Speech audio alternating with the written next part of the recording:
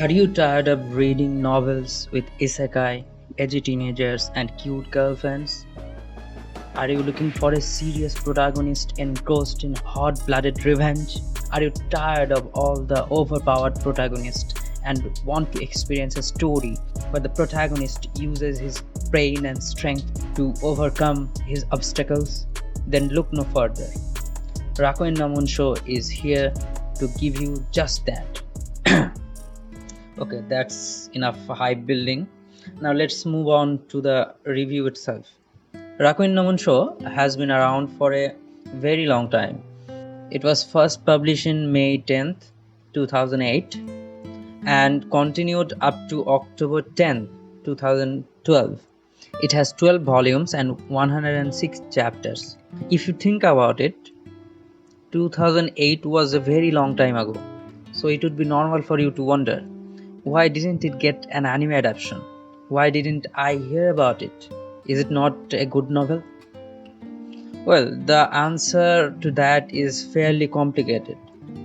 Despite its unpopularity, Rakuin no Monshou is actually one of the most well-written light novels of its time, and it would be considered the same even by current standards, where some of the web novels and light novels seem like they had been written by delusional teenagers. Not saying that they are actually not. In my opinion, the thing that holds this light novel back is its style and the mood it gives off. The novel is written in a Western style. It has a Western setting and it gives off a very serious mood. So serious that it has very few, if any, instances of humor. Adding to that, it has a fairly slow pacing, which may cause a lot of people to lose interest. The name of the main protagonist is Orba, who was driven from his home because of the war between the countries of Mephius and Garvera. During the war, Orba's family was destroyed. He was forced to become a gladiator and had to fight for his life every single day.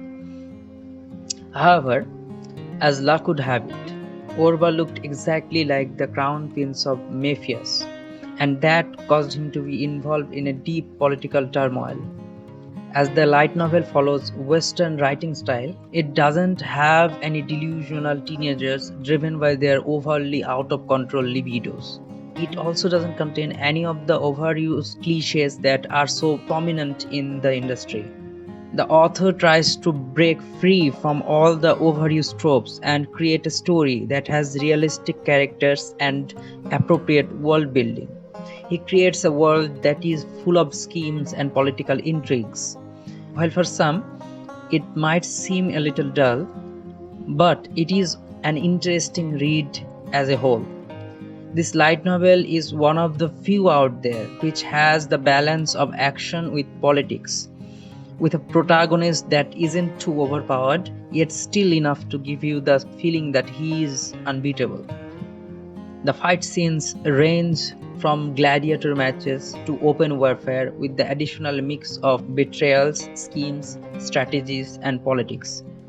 The plot is designed to keep the readers on the edge of their seats, just enough to keep things interesting.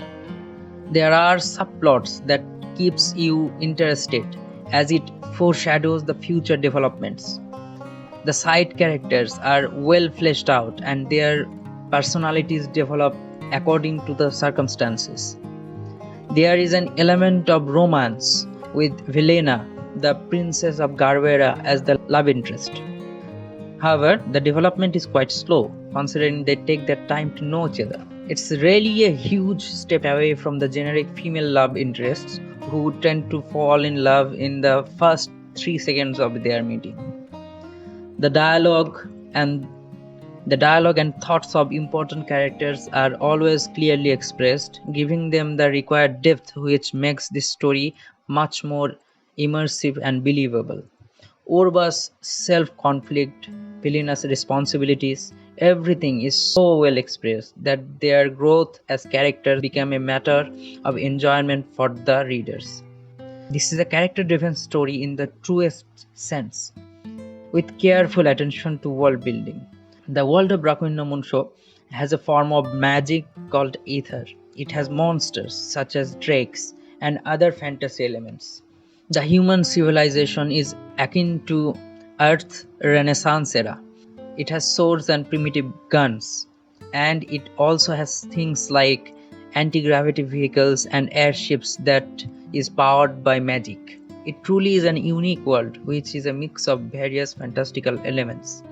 However, the story is not without its flaws. As I've mentioned before, it's incredibly well detailed, which may put some people off. Another one of its flaws is its ending, which feels a bit rushed and underwhelming compared to the grandness of the plot. Additionally, there are readers who complain about the slow romance, but I think it was alright considering that it was never the focus of the story from the start. So, if you enjoy a story with solid world building, multidimensional characters in an unique fantasy setting, then you should definitely give Rakuin no Monshou a try. That's all for today. Please like, comment, and subscribe, and stay safe and healthy. Thank you.